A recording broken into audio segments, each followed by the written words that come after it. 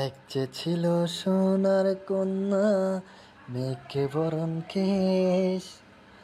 বাটি অঞ্চলে ছিল সেই কন্যার দেশ। দু চোখে তারারে কি মায়া,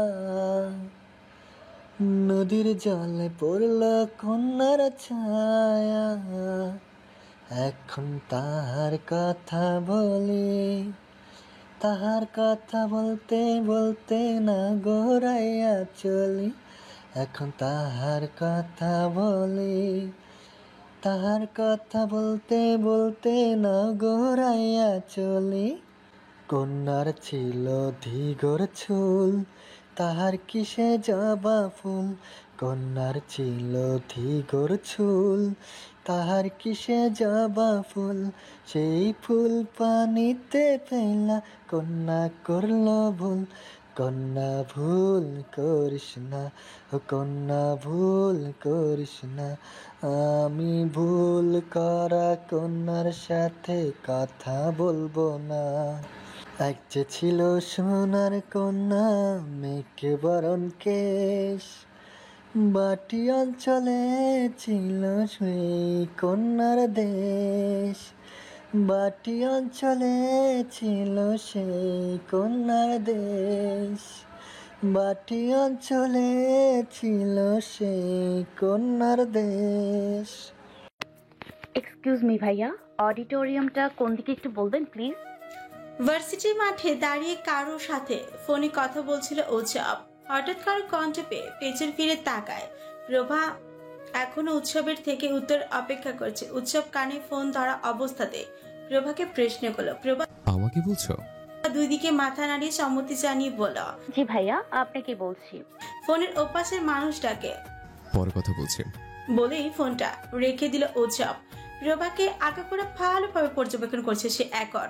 এদিকে উৎসবকে নিজের দিকে এভাবে তাকিয়ে থাকতে দেখে খানিকটা গুটিসুটি হয়ে দাঁড়ালো প্রভা। বেশ অনেকক্ষণ পরেও উৎসবের থেকে কোনো উত্তর না পেয়ে প্রভা চলে যেতে নিলে উৎসব বলে উঠল, উৎসব ওয়েট, আমি তো এখনো বলিনি যে অডিটোরিয়ামটা কোন দিকে, তাহলে চলে যাচ্ছ যে? উৎসবের কথাটি শুনে প্রভা থেমে গেল। মনে মনে হালকা পাতলা কয়েকটা গালিও দিল উৎসবকে। এতক্ষণ ধরে দাঁড়িয়ে আছে অথচ উত্তর না দিয়ে তাকিয়ে আছে। প্রভাকে চুপ থাকতে দেখে উৎসব হাতের ইশারায় অডিটোরিয়ামটা দেখিয়ে দিয়ে বলল, অডিটোরিয়ামটা ওই দিকে। এতক্ষণে প্রভা নিজের কাঙ্ক্ষিত উত্তরটা পেয়ে খুশি হল উৎসবের প্রতি। পূর্বের রাগটা ভুলে গিয়ে উৎসবের প্রতি কৃতজ্ঞতা জ্ঞাপন করে বলল, অনেক ধন্যবাদ ভাইয়া। সে কখন থেকে খুঁজে যাচ্ছি কিন্তু পাচ্ছি না, আশেপাশে কাউকে পাচ্ছিলাম না যে তাকে জিজ্ঞেস করব অডিটোরিয়ামটা কোন দিকে। তাই আপনাকে দেখে জিজ্ঞেস করলাম। আপনাকে অনেক ধন্যবাদ। কথাগুলো বলে প্রভা একটা মুগ্ধ করার মতো হাসি দিল। উৎসব প্রত্যুত্তরে নিচে মুচকি এসে জবাবে বলল, ওয়েলকাম। তুমি মনে হয় নতুন না? হ্যাঁ ভাইয়া, ফার্স্ট ইয়ার। তোমাকে চেনার জন্যই প্রথমে তোমার দিকে তাকিয়েছিলাম। যাই হোক, কোনো সমস্যা হলে নির্দ্বিধায় আমাকে বলবে। আর যদি আমাকে খুঁজে পেতে কোনো সমস্যা হয় তাহলে যে কাউকে আমার নামটা বললেই আমি কোথায় আছি তোমায় দেখিয়ে দিবে। ও, তার মানে আপনি ভার্সিটিতে অনেক ফেমাস, তাই না? উৎসব আরবারও মুচকি হেসে বলল, হই আর কি। কিন্তু ভাইয়া আপনার নামটা কি? ও, তোমাকে তো আমার নামটা বলা হয়নি। মাইসেলফ উৎসব, উৎসব মির্জা। তুমি? অনুপ্রভা শিকদার। তোমার নামটা তোমার মতোই সুন্দর। প্রভা উৎসবের এই কথার প্রেক্ষিতে আর কিছু বলল না। উৎসবকে আসছি বলেই সেখান থেকে চলে যেতে উদ্যত হলো। উৎসব পেছন থেকে প্রভার নাম ধরে রাখতে প্রভা থেমে গিয়ে পিছনে তাকায়। উৎসব আরো একবার তাকে মাথা থেকে পা পর্যন্ত দেখে নিয়ে মুখে হালকা হাসি এনে সম্মোহনী গলায় বলল, You're looking so gorgeous, just like a Barbie doll. উৎসবের কথাটা প্রভার কাছে বেশ অদ্ভুতই ঠেকল। প্রথম পরিচয়ে কেউ এভাবে বলে নাকি? অবশ্য উৎসবের Barbie doll. সম্বন্ধটা ভুল নয়। হালকা গোলাপি গাউনের সাদা ওড়না, গলায় সাদা মেথি পাথরের চোকার, কানের ও হাতে সেম পাথরের ছোট টপ আর ব্রেসলেট। দু কানের পেছন থেকে অল্প চুল নিয়ে মাথার পেছনে ম্যাচিং গোলাপি রঙের কাঁকড়া দিয়ে আটকিয়ে বাকি চুলগুলো পিঠের উপর ছেড়ে দেয়া। সামনে আবার ছোট ছোট কিছু চুল স্বাধীনভাবে সারা মুখে বিচরণ করছে। মাঝে মাঝে প্রভা আবার বিরক্ত হয়ে সেগুলো কানের পিঠে গুজে দিচ্ছে। ফর্সা গোলগাল মুখ, মায়াবী দুটো চোখ, কোনো প্রসাধনী ছাড়া যেন আরো বেশি আকর্ষণীয় হয়ে উঠেছে। ঠোঁটে হালকা গোলাপি লিপস্টিক। সব থেকে বেশি আকর্ষণীয় হলো তুতনির মাঝখানটায় ঠিক ছোট্ট একটা তেল। সব মিলিয়ে প্রভাকে আস্ত একটা বারবি ডলই যেন লাগছে। প্রভা এবারেও উৎসবের কথার কোনো জবাব না দিয়ে সেখান থেকে অডিটোরিয়ামের উদ্দেশ্যে চলে গেল। উৎসব প্রভার যাওয়ার দিকে তাকে হালকা হেসে পকেট থেকে ফোনটা বের করে কারো নম্বরে ডায়াল করলাম। ভাই ওই আপনি? অপর প্রান্তের মানুষের প্রশ্ন শুনে উৎসব গা ছাড়া ভাব নিয়ে বলল, চিন্তা করিস না, এখনো পৃথিবীতেই আছে, জাহান্নামে যায়নি এখনো। কি কন এসব ভাই? আপনি কেন জাহান্নামে যাবেন? আপনি তো জান্নাতুল ফেরদৌসে যাবেন। লোকটার কথা শুনে উৎসব হো হো করে হেসে দিল। কিছুক্ষণ পর নিজের হাসি থামিয়ে ফোনের ওপাশে থাকা মানুষটার উদ্দেশ্যে বলল, ওই হারামি ভাষণ কখন দেবে? সব ঠিকঠাক আছে তো? এই তো ভাই, আর 10 মিনিটের মাঝেই স্টেজে উঠবে।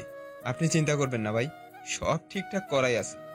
উত্তরটা শুনেই উৎসব ফোনটা রেখে দিল। মনে মনে একবার শালা হারামি বলে ফোনটা পকেটে রেখে এক হাতে চুল ঠিক করে আরেক হাত পকেটে রেখে কাউকে বড় আনা গড়িয়ে চাই করে দেবে পুড়িয়ে, তার ছায়াও মায়ে বাড়িয়ে যাবি না সালা, বলাবি না সালা, চ্যালেঞ্জ নিবি না সালা, চ্যালেঞ্জ নিবি না সালা, চ্যালেঞ্জ নিবি না সালা, নিবি না সালা, বলাবি না সালা। গানটা বলতে বলতে অডিটোরিয়ামের দিকে চলে গেল। অডিটোরিয়ামে ঢুকে প্রভা দেখলো পুরো অডিটোরিয়ামের কোথাও ফাঁকা নেই। তার আসতে বেশ অনেকটা দেরি হয়ে গেছে। প্রোগ্রাম অনেক আগেই শুরু হয়ে গিয়েছে। সে ভাবলো পেছনে দাঁড়িয়ে দেখবে, কিন্তু সে তার তাজিন্ডং সমান উচ্চতা নিয়ে সামনে দাঁড়ানো মাউন্ট এভারেস্ট গুলোকে চটকে কিছুতে স্টেজের ওপর কি হচ্ছে তার ছিটে ফোটাও দেখতে পাচ্ছে না। অনেকক্ষণ লাফালাফির পর সে ঠিক করলো যে করেই হোক সে ভিড় ঠেলে সামনে এগিয়ে যাবে। কিন্তু সমস্যা হলো তার সামনে সব ছেলেদের ভিড়। এখন এদেরকে ঠেলে ঠুলে তো আর সে যেতে পারবে না। আশেপাশে তাকাতেই প্রভা খেয়াল করলাম স্টেজের ডান দিকটায় মেয়েদের ভিড়। ওইখান দিয়ে সামনে যাওয়া গেলেও যেতে পারে। প্রভা ডান দিকটাতে এগিয়ে গিয়ে ভিড় ঠেলে ঠুলে অনেক কষ্টে স্টেজের কাছাকাছি আসলো, কিন্তু এখনো সে পুরোটা আসতেই পারেনি। কিন্তু যতটুকু এসেছে এখান থেকে আর না পারছে সামনে এগোতে, আর না পারছে সে পিছনে যাবে। অনেক চেষ্টার পরেও যখন সে সামনে এগোতে পারলো না, তখন সে ঠিক করলো যে এখান থেকে দাঁড়িয়ে সবটা দেখবে। পরিষ্কার দেখা না গেলেও মোটামুটি দেখা যাচ্ছে। সেবার ঠিক সামনে দাঁড়ানো মেয়েটা তার পাশে দাঁড়ানো মেয়েটাকে বলল, এই এখান থেকে এখন চল, এরপর তো নির্ভীক স্টেজে উঠবে, এখান থেকে ভালোভাবে ওকে দেখা যাবে না, চল ওই দিকটায় যাই। কথাগুলো বলে প্রভার সামনে দাঁড়ানো কয়েকটা মেয়ে সেখান থেকে চলে গেল। এতক্ষণে প্রভা যেন স্বস্তির নিঃশ্বাস পেল। এই ভিড়ের মাঝে দাঁড়িয়ে থেকে তার যেন দম বন্ধই হয়ে যাচ্ছিল। মেয়েগুলো চলে যেতে সামনে প্রভা দাঁড়িয়ে গেল। মেয়েগুলো চলে যেতেই প্রভা সামনে গিয়ে দাঁড়ালো। এইবার পরিষ্কার দেখা যাচ্ছে স্টেজটা। হঠাৎই পেছন থেকে কারো ধাক্কা লাগায়। প্রভা হুড়মুড়িয়ে সামনে পড়ে যেতে নিলে একটা বলিষ্ঠ হাত প্রভার হাতটা টেনে ধরে। একটুর জন্য প্রভা বেঁচে যায়, না হলে এই অডিটোরিয়ামের তার সম্মানের দাফন হয়ে যেত। প্রভা নিজেকে সামলে নিয়ে সোজা হয়ে উঠে দাঁড়িয়ে অজ্ঞাত ব্যক্তিটিকে ধন্যবাদ জানানোর জন্য তাকাতে তার চোখ যেন আটকে গেল। কালো পাঞ্জাবি, হাতাটা কোনি পর্যন্ত ফোল্ড করা, কালো জিন্সের প্যান্ট, হাতে কালো ঘড়ি, আর পাঞ্জাবির গলায় ঝোলানো সানগ্লাস, ফর্সা গালে কোচা কোচা দাড়ি, সরু নাক, চুলগুলো এলোমেলো হয়ে আছে, কপালে খামের সূক্ষ্ম কণা। প্রভা যেন চোখ সরাতেই পারছে না। এই প্রথম সে কোনো ছেলের দিকে এইভাবে বেহাইয়ার মতো তাকিয়ে আছে। এদিকে প্রভাকে এইভাবে তাকিয়ে থাকতে দেখে অজ্ঞাত ব্যক্তিটির হৃদয়ের মাঝে ফাঁস সৃষ্টি হলো। প্রভার মুখের সামনে তুড়ি বাজে ওর ধ্যান ভাঙানোর চেষ্টা করলো। প্রভা তুড়ি বাজানোর শব্দ পেয়ে ধ্যান থেকে বেরিয়ে এলো। দেখে শুনে চলাফেরা করবে তো, পড়ে গেলে কি হতো? প্রভা মাথাটা নামিয়ে নিয়ে নিচু গলায় বলল, আমি তো ঠিকভাবেই দাঁড়িয়েছিলাম, পেছন থেকে হঠাৎ করে কে যেন ধাক্কা দিল, তাই তো আমি তার তাই তো আমি তাল সামলাতে না পেরে পড়ে যেতে ধরেছিলাম। সিটে না বসে দাঁড়িয়েছিলে কেন? কই বসতাম? সামনের দিকের কোনো সিটই খালি নেই, আর পেছনে আসলে আমি দেখতে পারতাম না, তাই ভেবেছিলাম দাঁড়িয়েই দেখব। এখানে বসো। না না না, আপনি বসুন, আমি দাঁড়িয়েই দেখছি। চিন্তা করবেন না, আর পড়বো না। আমি এখন আর বসবো না, আমাকে এখন স্টেজে উঠতে হবে। তাড়াতাড়ি বসো, না হলে এই সিটটা পাবে না। কথাটা বলে সেখানে আর এক সেকেন্ডও না দাঁড়িয়ে অজ্ঞাত ব্যক্তিটি স্টেজের দিকে চলে গেল। প্রভা দেরি না করে চট চলতে তার চেয়ারটায় বসে পড়ল। কিন্তু তার এখন একটা বিষয় নিয়ে খুব আফসোস হচ্ছে। লোকটা এত বড় একটা উপকার করলো, অথচ তাকে একটা বড় ধন্যবাদ জানাতে পারলো না। প্রভার এইসব ভাবনার মাঝেই স্টেজে একটা ঘোষণা দিয়ে বলল, এবার আমাদের ভার্সিটির নবীন শিক্ষার্থীদের উদ্দেশ্যে বক্তব্য উপস্থাপন করবে আমাদের ভার্সিটির 4th ইয়ারের স্টুডেন্ট, আমাদের ভবিষ্যতের নেতা, আমাদের সবার প্রিয় বড় ভাই নির্ভীক চৌধুরী। প্রভার এসবের ভাবনার মাঝে স্টেজে একজন ঘোষণা দিয়ে বলল। নামটা বলার সাথে সাথে সবার করতালি চিৎকার চেঁচামেচি, কান ঝালাপালা হওয়ার মতো অবস্থা। ছেলেদের আওয়াজ তো অতটা কানে আসছে না, কিন্তু মেয়েদের চিৎকার চেঁচামেচি বেশি বিরক্তিকর ঠেকলো প্রভার কাছে। তখনকার মেয়েগুলো এই নির্ভীকের কথাই বলেছিল। প্রভার এখন এই নির্ভীককে দেখার প্রবল আগ্রহ তৈরি হয়েছে। কে এই নির্ভীক চৌধুরী, যার কারণে সবার এত মাতামাতি? সেটা প্রভার খুব দেখতে ইচ্ছে করছে। প্রভা অধীর আগ্রহ স্টেজের দিকে তাকিয়ে আছে। কিছুক্ষণের মাঝে স্টেজে উঠলো নির্ভীক চৌধুরী। প্রভা চোখ জোড়া বড় বড় করে স্টেজে মাইক হাতে দাঁড়ানো নির্ভীকের দিকে তাকিয়ে আছে। এই তো সেই লোক যে ওকে পড়ে যাওয়া থেকে বাঁচিয়েছিল, আবার ওকে বসার জায়গাও ছেড়ে দিয়েছিল। প্রভার এসব ভাবনার মাঝে নির্ভীক বক্তব্য দেওয়া শুরু করলো। প্রভা এবার নিজের পুরো মনোযোগ স্টেজে দাঁড়িয়ে বক্তব্য দেওয়া নির্ভীকের উপরই রাখলো। প্রভা এতক্ষণে বুঝতে পারছে মেয়েদের এত চেঁচামেচির কারণ। সামনে এরকম একটা ছেলে থাকলে কোনো মেয়েই হয়তো তারপর ক্রাশ না খেয়ে থাকতে পারবে না, যেমনটা ঠিক প্রভার হয়েছিল। প্রথমে নির্ভীকের সৌন্দর্যে মুগ্ধ হলেও প্রভার কাছে এখন আরো বেশ কয়েকটা কারণ আছে নির্ভীকের উপর মুগ্ধ হওয়ার। নির্ভীকের মাঝে যেমন নেতা নেতা ব্যাপারটা আছে, সেটাকে প্রভাকে সব থেকে বেশি আকৃষ্ট করছে। এরপর কথা বলা, দাঁড়ানোর ভাবভঙ্গি, মুখে লেপ্টে থাকা মৃদু হাসি, কিছুক্ষণ পর হাতের টিস্যুটা দিয়ে কপালের ঘাম মোছা, প্রতিটা বিষয় প্রভাকে চরমভাবে আকর্ষণ করছে। নির্ভীকের ভাষণের মাঝপথে হঠাৎই বাইরে তুমুল হট্টগোলের আওয়াজ পাওয়া গেল। ধীরে ধীরে শব্দটা আরো বাড়ল। অডিটোরিয়ামে সবাই ছুট লাগালো বাইরের হট্টগোল দেখতে। প্রভাও ওদের পিছু ছুটল। অডিটোরিয়ামের থেকে সবাই বেরিয়ে গেলেও সেখানে থেকে গেল শুধু দুটো মানুষ, একজন স্টেজে দাঁড়ানো নির্ভীক, আরেকজন দর্শক সারিতে বসা উৎসব। সবাই চলে যেতেই হঠাৎ উৎসব কান ধরলা। বাংলা কথায় বুঝে না, হবি তাকালেই ফিনিশ, লাগতে এলে পাবি টের। গানটা শেষ করে উৎসব নির্ভীকের দিকে তাকিয়ে একটা বাঁকা হাসি দিল। নির্ভীক তার জবাবে একটা তাচ্ছিলের হাসি হাসলো। নির্ভীক স্টেজ থেকে নেমে এসে উৎসবের পাশের সিটটায় গা এলিয়ে দিয়ে বসল। তুই যে রাজনীতিতে কেন জড়ালি আমি না বুঝতে পারি না। এর থেকে তো তুই গানটা ভালো গাইতে পারিস। রাজনীতিতে তো তোর কোনো উন্নতি সম্ভব না, গানটা ঠিক মতো গাইলে অন্তত তুই কিছু একটা তো করতে পারতি। নির্ভীকের কথা শুনে উৎসব আবারও বাঁকা হেসে জবাব দিল। আসলে কি বলতো, তোকে আমি বড্ড বেশি ভালোবাসি, তোকে ছাড়া আমি থাকতেই পারি না। কেমন তোর পিছন পিছন ঢাকা থেকে এখানে চলে এলাম, তুই রাজনীতি যোগ দিলে, তাই আমারও আর একা একা গায়ে খাওয়া হলো না। আরে তুই তোর ভাষণ বন্ধ করলি কেন? আসলে বাড়ি একটু ঝামেলা চলছে, তাই সবাই মজা দেখছে। তুই ভাষণ দে, আমি তো আছি, কে শুনুক আর না শুনুক আমি তোর ভাষণ একদম মন দিয়ে শুনবো। যতই হোক আমাদের ভবিষ্যতের নেতা বলে কথা। কথাটা বলেই উৎসব অট্ট হাসিতে ফেটে পড়ল। নির্ভীক চেয়ার থেকে মাথা উঠে উৎসবের দিকে তাকিয়ে বলল, ঠিকই বলেছিস, ভবিষ্যতের নেতা বলে কথা। তাই তোর ভাষ্য মতে মাঝে মাঝে একটু হারামি মার্কা কাজ করতে হয়, এই যেমন আজকে করেছি। নির্ভীকের কথা শুনে উৎসবের মুখ মুহূর্তে গম্ভীর হয়ে উঠল।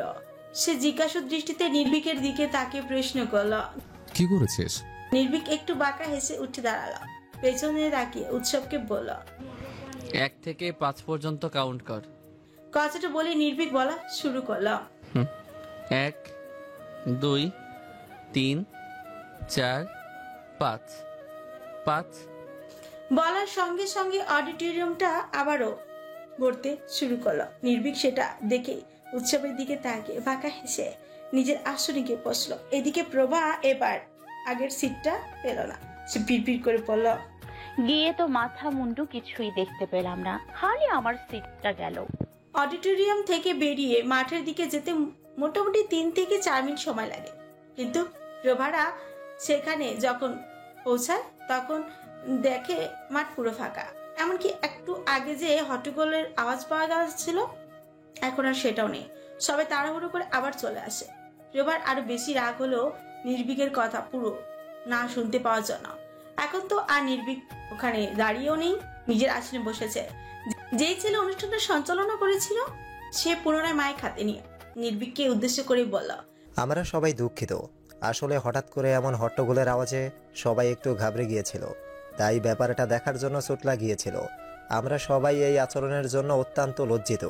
তাই আমি নির্ভীক ভাইকে সবার পক্ষ থেকে ক্ষমা চেয়ে নিজের মূল্যবান কথাগুলো শেষ করার জন্য অনুরোধ জানাচ্ছি। প্রথম দফায় নির্ভীক মানা করলেও পরে সবার অনুরোধে সে আবারও বক্তব্য রাখতে স্টেজে উঠল। তোমাদেরকে আর বেশি কিছু বলার নেই, শুধু একটা কথাই বলবো, সব সময় সতর্ক থাকবে। আমাদের সমাজে যেমন ভালোর উপস্থিতি আছে তেমনি কিন্তু খারাপের উপস্থিতিও আছে। বাইরেরটা দেখেই কে ভালো বা কে খারাপ সেটা বিচার করবে না। মনে রেখো, শয়তানকে কিন্তু আমরা চোখে দেখতে পারি না। আর একটা কথা, সবার কথায় কান দিতে নেই, তার প্রমাণ তোমরা একটু আগে পেয়েছো। মনে রেখো, রাস্তার কুকুর ঘেউ ঘেউ করবেই, তাই বলে তাকে গিয়ে তুমি কি হয়েছে এটা জিজ্ঞেস করবে সেটা কিন্তু তোমার বোকামি। যে যেমনভাবে চলছে তাকে সেভাবে চলতে দাও। যদিও পুরাতনরা এসব ব্যাপারে যথেষ্ট সতর্ক, তাই আমি নতুনদেরকে বলবো তোমরাও সতর্ক হয়ে যাও। আর অবশ্যই মনে রাখবে যে তোমরা এখানে পড়াশোনা করতে এসেছো। আগে পড়াশোনা, তারপর বাকি সব কিছু। নতুন এসেছো, ধীরে ধীরে সবটা বুঝে যাবে। আর আমরা তো আছি তোমাদের সাহায্য করার জন্য। যে কোনো ব্যাপারে কখনো কোনো সমস্যা হলে নির্দ্বিধায় আমাকে অথবা আমার দলের কাউকে জানালেই হবে। আমার নাম তো তোমরা জানো সবাই। কথাটা বলার সাথে সাথে আবারও সবাই সম্মুখে চিৎকার করে বলে উঠল, নির্ভীক চৌধুরী। ইয়েস, নির্ভীক। তো আর কিছু বলছি না, তোমাদের ভবিষ্যতের জন্য অনেক শুভ কামনা রইল। কথা বলে নির্ভীক স্টেজ থেকে নেমে এলো। উৎসবের দিকে তাকে একটা বাঁকা হাসি দিল। উৎসব সেটা দেখে তাচ্ছিল্য হেসে নির্ভীকের উদ্দেশ্যে পিড়পিড় করলো, বলল, শালা হারামি। ঘড়ির কাঁটায় সময়টা এখন রাত 10টা বেজে 20 মিনিট। এখনো 10 মিনিট সময় প্রভার হাতে আছে। একটু আগে তার বাকি দুজন রুমমেট ঘুমিয়ে পড়েছে। প্রভার বাড়ি ঢাকাতে হলেও সে এখানে পড়তে এসেছে। তার পরিবারের তাকে নিজেদের কাছে রেখে প্রাইভেট ভার্সিটিতে পড়ানোর ইচ্ছে থাকলেও প্রভার একটাই কথা, যখন পাবলিক ইউনিভার্সিটিতে চান্স পেয়েছি তখন অযথা প্রাইভেট ইউনিভার্সিটিতে পড়বো কেন? শেষে তার জেদের কাছে হার মেনে পরিবারের রাজি হয়ে যায়। এখানে এসে প্রভা কোনো মেসে বা হোস্টেলে ওঠেনি। এই পুরো ফ্ল্যাটে শিক্ষার্থী থাকলেও এটাকে মেস বলা ঠিক হবে না, কেননা মেসের মতো এখানে কড়াকড়ি নেই। নিজেদের খাবার দাবার ব্যবস্থা নিজেদেরকেই করে নিতে হবে।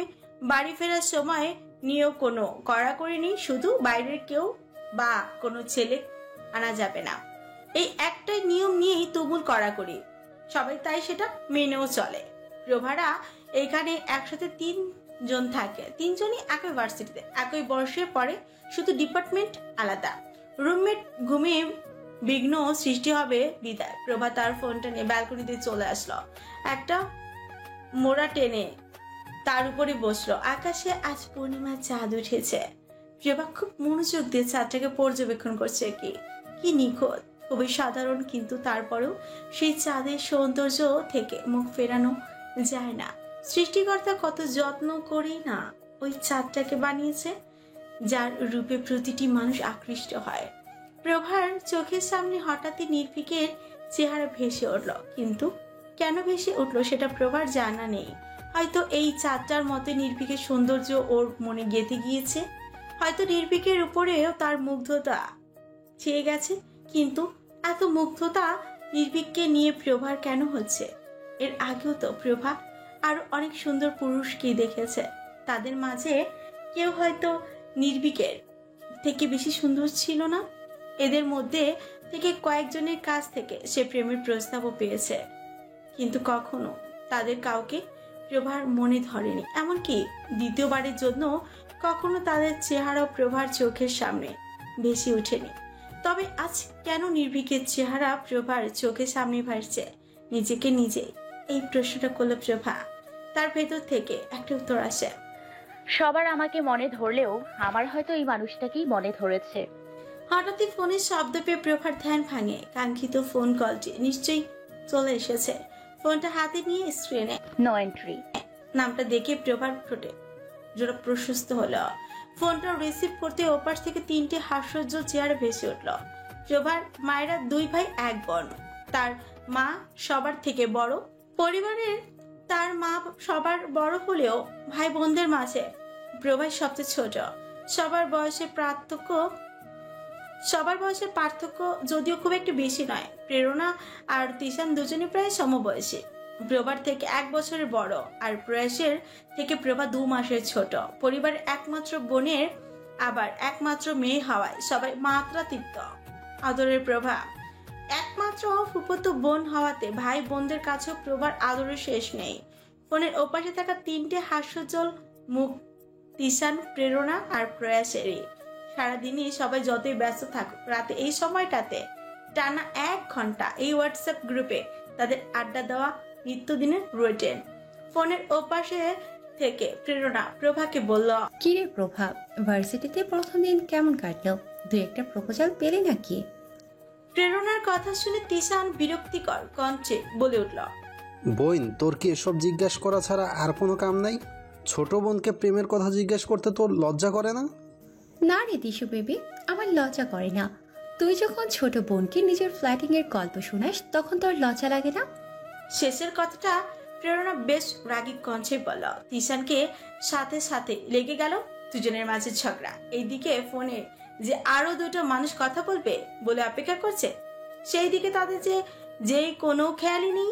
প্রয়াস প্রভাকে বলল, প্রভা তুই এদের থামাবি প্লিজ?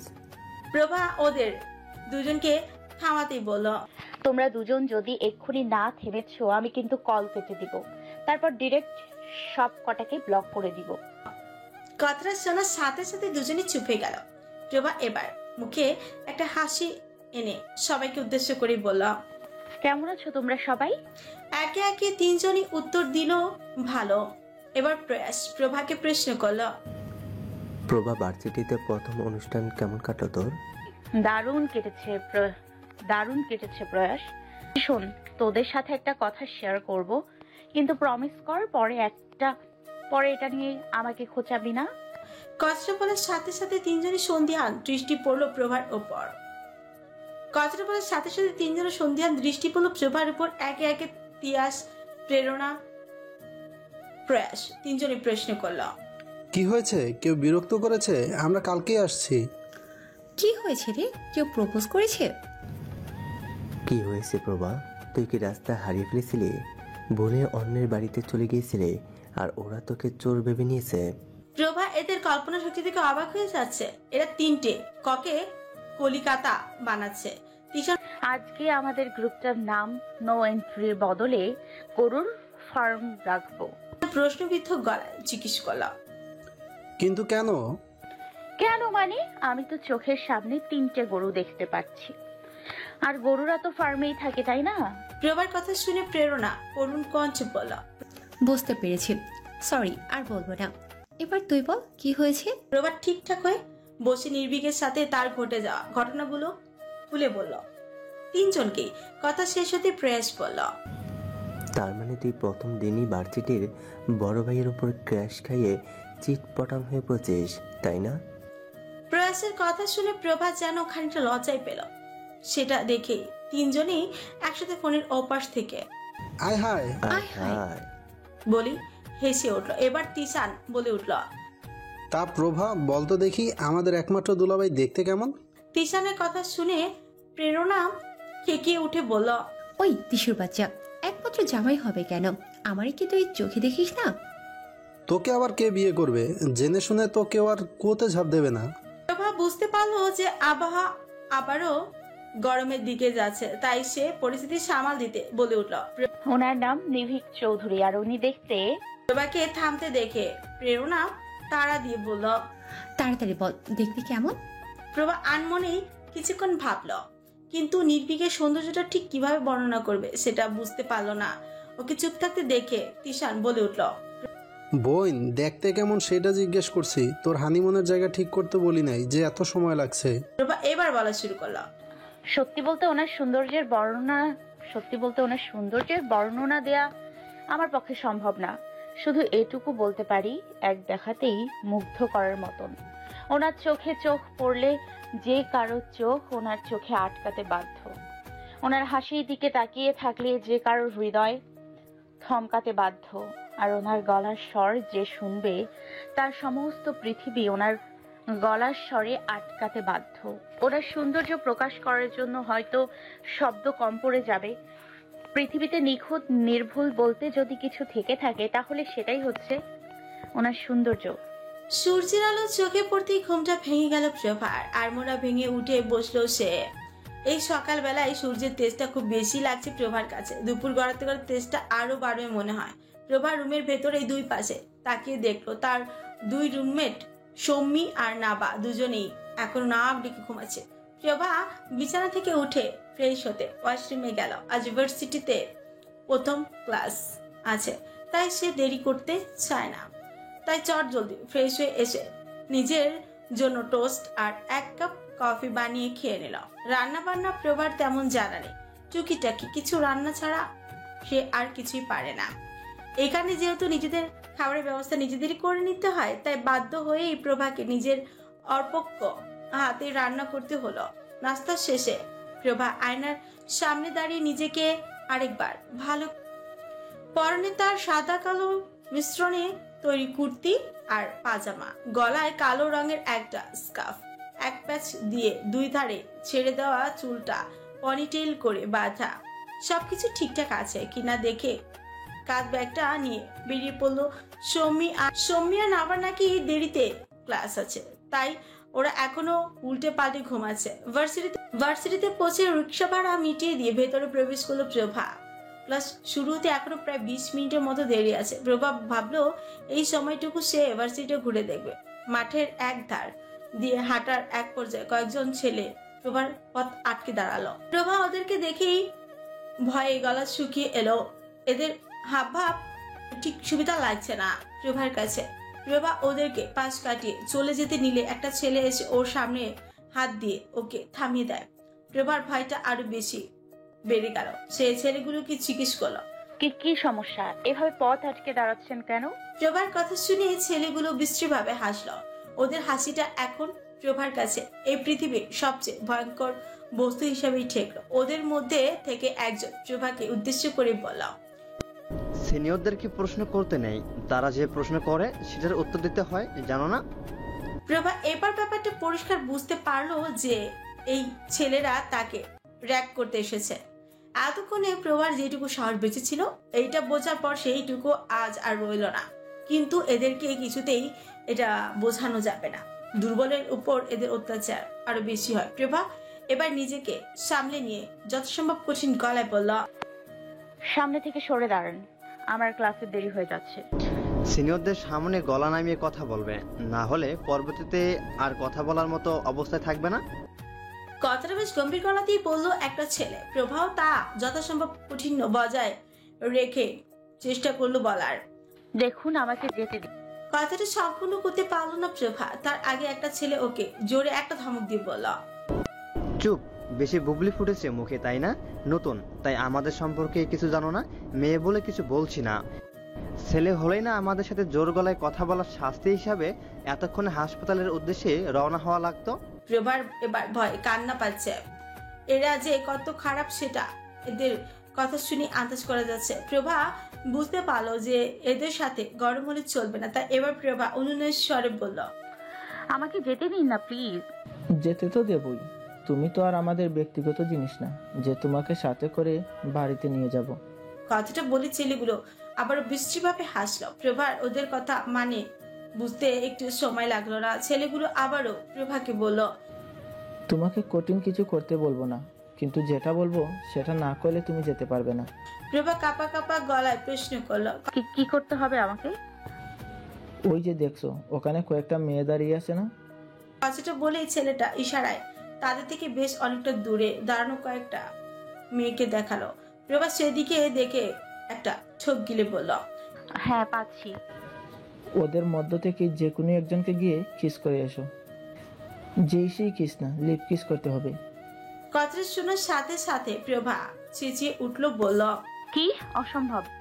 আমি একটা মেয়েকে আপনাকে কি আমাকে এইসব মনে হয় যে আমি একটা মেয়েকে গিয়ে লিপ কিস করবো? ছি ছি ছি, আমার বলতেও লজ্জা লাগছে। প্রভার উত্তর শুনে ছেলেগুলো গাছড়া ভাব নিয়ে বলল, আমরা তো তোমাকে জোর করিনি, ইচ্ছে হলে কিস করবে, না হলে করবে না। কিন্তু হে, যতক্ষণ না কাজটা করছো তুমি শুধু এখান থেকে যেতে পারবে না। বলেই সব কটা ছেলে ডেভিল মার্কা একটি হাসি দিল। এদিকে প্রভার অবস্থা করুন, সে না পারছে এদের থেকে পিছু ছাড়াতে আর না পারছে এদের কথা মেনে নিতে। তার অবস্থা এখন নাজেহাল, মনে হচ্ছে যে কোনো সময় কেঁদে ফেলবে। এই মুহূর্তে প্রভা ভীষণ ভাবে তার সাহায্যের জন্য কাউকে চাইছে, কিন্তু কেই বা তাকে এখানে সাহায্য করবে?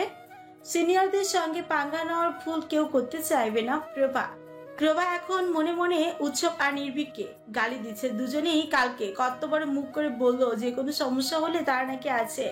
তো এখন কোথায় তারা? প্রয়োজনের সময় প্রভা একজনের দেখাও পাচ্ছে না। প্রভা সাহায্যের জন্য এদিক ওদিক তাকাচ্ছে। হঠাৎই সে খেয়াল করলো উৎসবকে কারোর সাথে ফোনে কথা বলতে বলতে সে মেইন গেটের দিকে যাচ্ছে। প্রভার ষষ্ঠ এন্দ্রিয় তাকে বলছে যে এই এখন বিপদ থেকে তাকে উৎসবই বাঁচাতে পারে। প্রভা আগে পিছে কোনো কিছু না ভেবে জোরে চেঁচিয়ে উৎসবকে ডাকতে লাগলো, ভাইয়া, ও ভাইয়া, উৎসব ভাইয়া, প্লিজ ভাইয়া সাহায্য করুন, উৎসব ভাইয়া। প্রভার হঠাৎ এমন চিৎকার শুনে ছেলেগুলো খাটে ফ্যাবাচাকে খেয়ে গেল। এইদিকে উৎসব ফোনে কথা বলতে বলতে হঠাৎ করে তার নাম শুনে আশেপাশে তাকে খোঁজার চেষ্টা করছে। কে তাকে ডাকলো? ইউনিভার্সিটিতে তাকে এভাবে চিল্লিয়ে ডাকার কারোর সাহস নেই, তাও আবার কোনো মেয়ে এভাবে সাহায্যের জন্য ডাকছে। উৎসব তার ডান দিকে তাকাতে প্রভা হাত নিয়ে উৎসবকে ইশারা করলো। সে আরেক দফা চেঁচিয়ে উঠল, উৎসব ভাইয়া, আমি ডাকছি, প্লিজ ভাইয়া একটু এগিয়ে আসুন। দূর থেকে প্রভার কথা স্পষ্ট শুনতে পেল না উৎসব। এদিকে এত দূর থেকে প্রভার চেহারাটা ঠিকভাবে বোঝাও যাচ্ছে না। উৎসব আরেকটু মনোযোগ দিয়ে দেখলো প্রভার মুখটা চেনা চেনা লাগছে, কিন্তু ঠিক চিনতে পারছে না। মস্তিষ্কের উপর আরেকটু জোর দিতেই প্রভাকে মনে পড়ে গেল। সাথে সাথে উৎসবের মুখে হাসি ফুটে উঠল। সে ফোনটা পকেটে রেখে প্রভার দিকে এগিয়ে আসতে লাগলো। তা দেখে প্রভা একটা স্বস্তি নিঃশ্বাস নিল। এইদিকে উৎসবকে তাদের দিকে আসতে দেখে ছেলেগুলো ভয়ের গলা শুকিয়ে এলো। একে তো উৎসব মেয়েদের র্যাক করা পছন্দ করে না, তার উপর আবার এই মেয়েটা নিজ থেকে উৎসবকে ডাকছে। এখন যদি এই মেয়েটা উৎসবের কাছে কেউ বা পরিচিত হয় তাহলে যে ওরা শেষ, এটা খুব ভালোভাবে বুঝতে পারছে। উৎসব একেবারে ওদের কাছে আসতে ছেলেগুলো জোরে করে উৎসবকে সালাম করে বলে উঠল, আসসালামু আলাইকুম ভাই। আসলে ভাই আমরা এমনিতেই মজা করছিলাম। আমরা জানতাম না যে ও আপনার কেউ হয়। আর এরকম ভুল হবে না ভাই। ওয়ালাইকুম আসসালাম। প্রশ্ন করার আগে আমি উত্তর দেওয়াটা পছন্দ করি না, সেটা তোরা জানিস না? কথাগুলো উৎসব শান্ত কণ্ঠে বলেও ছেলেগুলো ভয় একেবারে জান বের হয়ে যাওয়ার অবস্থা। ভুল হয়ে গেছে ভাই, ক্ষমা করে দিন, আর হবে না। আজ প্রথমবার বলে ক্ষমা করে দিলাম, দ্বিতীয়বার আর এই ক্ষমা কিন্তু পাবি না, মনে থাকে জানো। উৎসব এবার প্রভার দিকে তাকে ছোট বিস্তর হাসি টেনে বলা, বাবিটাও কেমন আছো? ভালোই তো ছিলাম ভাইয়া, কিন্তু এনারা আমাকে খুব বিরক্ত করছে। তাই নাকি? তা কি করেছে এরা তোমার সাথে? আমায় বলো। প্রভা কিছু বলার আগে ছেলেগুলোর মধ্যে একজন বলে উঠতে ধরলো, আমি বলছি আসলে ভাই আমরা। উৎসব সেটার দিকে অগ্নি দৃষ্টিতে তাকাতে সেটা চুপ হয়ে গেল। তোকে জিজ্ঞেস করে নি তো আমি, অযথা কেন নিজে বিপদ ডেকে আনছিস? উৎসবের এই কথাটা শুনে একটু ভয় পেল। কিসের বিপদের কথা বললো উৎসব ছেলেটাকে? উৎসব ছেলেটার উপর থেকে চোখ সরিয়ে নিয়ে প্রভার দিকে পুনরায় তাকিয়ে বলা, তুমি কন্টিনিউ করো বারবিডল। আসলে ভাইয়া ওরা আমাকে একটা মেয়েকে দেখিয়ে বলেছিল তাকে লিপকিস করতে হবে, না হলে আমাকে যেতে দেবে না এখান থেকে। এখন আপনিই বলুন ভাইয়া, আমি কি ওসব যে একটা মেয়েকে গিয়ে লিপকিস করে আসবো। উৎসব ক্রুদ্ধ চোখে ছেলেগুলোর দিকে তাকে ক্ষিপ্ত কঞ্চে বলল, তোদের কতবার বলেছে যে মেয়েদেরকে র্যাগ করবি না, কথা মাথা যায়নি? উৎসবের হুঙ্কারে ছেলেগুলো কেঁপে উঠল। মনে হচ্ছে এখন ভয়তে ওরা কেঁদেই ফেলবে। উৎসব সেদিকে পাতা না দিয়ে পুনরায় ক্ষিপ্ত কঞ্চে বলে উঠল। মনে হচ্ছে তোদের এই ভার্সিটিতে পড়ার ইচ্ছা নেই। ছেলেগুলো এবার করুণ কঞ্চে উৎসবকে বলল, ভাই এবারের মতো মাফ করে দেন, আর জীবনেও এই ভুল হবে না, কথা দিচ্ছি ভাই। ছেলেগুলোর আকুতি মিনতি যেন উৎসবের উপর কোনো প্রভাবই ফেলতে পারল না। এদিকে প্রভার ওদেরকে দেখে এখন খুব মায়া হচ্ছে। সে যতটুকু দেখলো তাতে ততটুকু বুঝতে পারলো যে উৎসবের মাঝে মায়া নামক বস্তুটা একটু কমই আছে। প্রভা মৃদু স্বরে উৎসবকে একবার ডাকলো। উৎসব ভাইয়া। হ্যাঁ। উৎসব সেদিকে তাকিয়ে বলল, তুমি কি চাচ্ছ যে আমি ওদেরকে ক্ষমা করে দেই? প্রভার সাথে উৎসব বেশ হেসে হেসেই কথা বলল।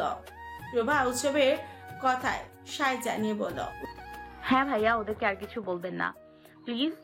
বেশ, তুমি যখন বলেছো তাহলে আর কিছুই বলবো না, কিন্তু আমার কথা না শোনার শাস্তি এদেরকে পেতে হবে। উৎসব এবার ছেলেগুলোর দিকে তাকিয়ে বলল, ওকে ভালোভাবে চেনে রাখ, আর সবাইকে বলে দিবি ওকে যেন কেউ কোনোভাবেই হ্যারাস না করে। আর 1 সপ্তাহ পর আমার সাথে দেখা করবি। তোদের ভাগ্য ভালো যে আমি বাইরে যাচ্ছি। যদি ফিরে এসে আমার মুড ভালো হচ্ছে তাহলে তোদেরকে ছেড়ে দেব, না হলে। শেষের কথাটা সম্পূর্ণ না করে উৎসব একটা বাঁকা হেসে ছেলেগুলোর আঙুলে ইশারায় চলে যেতে বলল। ছেলেগুলো চলে যেতে উৎসব প্রভাকে উদ্দেশ্য করে বলল, আমি তাহলে এখন আসি বাবিটল, চিন্তা করো না, তোমার আর কোনো সমস্যা হবে না। ধন্যবাদ ভাইয়া, আর আপনার তো অনেক পাওয়ার। আপনি আসলে কি করেন ভাইয়া? উৎসব এক হাতে চুলগুলো ঠিক করতে করতে প্রভার দিকে তাকিয়ে হালকা হেসে বলল, সভ্য ভাষায় রাজনীতিবিদ, অসভ্য ভাষায় মাস্তানি করি, আর আমার শত্রুদের ভাষায় হারামি মার্কে কাজ করি। কথাটা বলে উৎসব সেখান থেকে চলে যেতে ধরে আরেকবার পেছনে তাকিয়ে প্রভাকে একবার আগাগোড়া ভালোভাবে পর্যবেক্ষণ করে বলল, বারবিটলকে খোলা চোখে দেখতেই বেশি ভালো লাগে। কথাটা বলে সেখানে আর 1 সেকেন্ডও না দাঁড়িয়ে উৎসব চলে যায়। এদিকে প্রভা উৎসবের কথা কিছুতেই বুঝতে পারল না। একে তো উৎসব তাকে বারবিটল বলে ডাকে, এইটা তার মাথায় ঢুকে না। তার উপর আবার এমন কথা, তার মনে এখন প্রশ্ন ঘুরপাক খাচ্ছে। সে আসলে উৎসব করেটা কি? মনে এখন প্রশ্ন ঘুরপাক খাচ্ছে যে আসলে উৎসব করেটা কি। প্রভা করতে সময় দেখেই টের পেল যে অলরেডি 10 মিনিট লেট করে ফেলেছে। প্রভা এখন আর অন্য কিছু না ভেবে সোজা ছুটলো ক্লাসরুমের দিকে, কিন্তু সে ক্লাসরুম খুঁজে পাচ্ছে না। খুঁজতে খুঁজতে প্রায় আরো 5 মিনিট লেগে গেল। প্রভা এখন ভাবছে যে আজকে সকালে কার মুখটা দেখে উঠেছিল সে। পরে মনে পড়লো ঘুম থেকে উঠে সে আয়নায় আগে নিজের মুখটা দেখেছিল। প্রভার এখন বিরক্তি লাগছে। প্রথম দিনে এত কিছু হচ্ছে, না জানি বাকি দিনগুলোতে আরো কি কি হবে। এইসব ভাবতে ভাবতে প্রভার চোখ গেল তার থেকে একটু দূরে সিঁড়ি দিয়ে নামা এক ব্যক্তির উপর। মেরুন শার্টের সাথে কালো জিন্সের প্যান্ট, হাতে কালো বেল্টের ঘড়ি। সিঁড়ি দিয়ে নেমে তার পাশে দাঁড়ানো ছেলেগুলোকে হাতের ইশারায় কিছু একটা বোঝানোর চেষ্টা করছে। নির্ভীকের উপর প্রভার চোখ আটকে আছে। কিছুক্ষণের জন্য প্রভা ওর বাকি সব কাজ যেন ভুলে গেল। বিড়বিড় করে বলে উঠল, আমার মাথা ঘুরছে, যে কোনো সময় আমার হার্ট অ্যাটাক হয়ে যাবে। ঝলসে গেল আমার চোখ, ঝলসে গেল, আমি আজ শেষ হয়ে গেলাম একেবারে। প্রভা আপন মনি এসব বলছে। এদিকে নির্ভীকের বোঝানো শেষ হলে সে নেমে যেতে নিলে প্রভার সম্বিত ফেরে সে বড় ভাই বলে চিৎকার করে নির্ভীকের দিকে দৌড়ে গেল। এইদিকে হঠাৎ এমন ডাকে নির্ভীক থেমে গিয়ে পেছনে তাকায়। ততক্ষণে প্রভা ওর কাছে চলে এসেছে। নির্ভীক ওর দিকে জিজ্ঞাসা দৃষ্টিতে তাকিয়ে বলল, কিছু বলবে? হ্যাঁ, আমাকে চিনতে পেরেছেন? প্রভার কথা শুনে নির্ভীক মনে করার চেষ্টা করলো। প্রভা সেটা বুঝতে পেরে নিজ থেকেই বলল, আরে বড় ভাই, মনে নেই কাল যে অনুষ্ঠানে আপনি আমাকে জায়গা দিলেন? ওই যে আমি পড়ে যেতে ধরেছিলাম, আপনি আমাকে বাঁচিয়েছিলেন, মনে পড়েছে? ও হ্যাঁ, মনে পড়েছে, কিন্তু এভাবে ডাকছিলে কেন? আসলে আপনি তো বলেছিলেন যে কোনো সমস্যা হলে আপনাদের যেন জানাই। এবার গুরুতর ভঙ্গিতে তাকে প্রশ্ন করলো, কি সমস্যা হয়েছে বলো? এদিকে